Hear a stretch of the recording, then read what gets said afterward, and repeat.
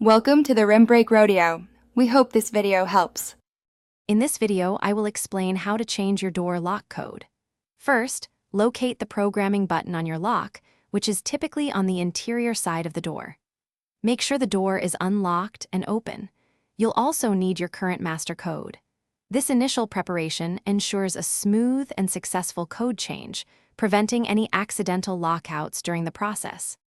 To enter programming mode, press the programming button just one time. Then, quickly enter your current master code on the keypad. You should hear a confirmation beep or see a light flash, signaling that the lock is now ready for new instructions.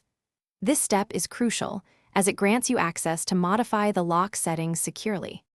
Now, to set your new code, press the programming button once more, and then immediately input your desired new code. Remember, a strong code is usually between 4 and 10 digits.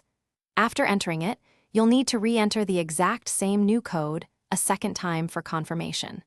This two-step entry helps prevent errors and ensures your new code is correctly registered. Finally, it's time to test your new code. Close the door and try to unlock it using the code you just set. It's also important to confirm that your old code no longer works.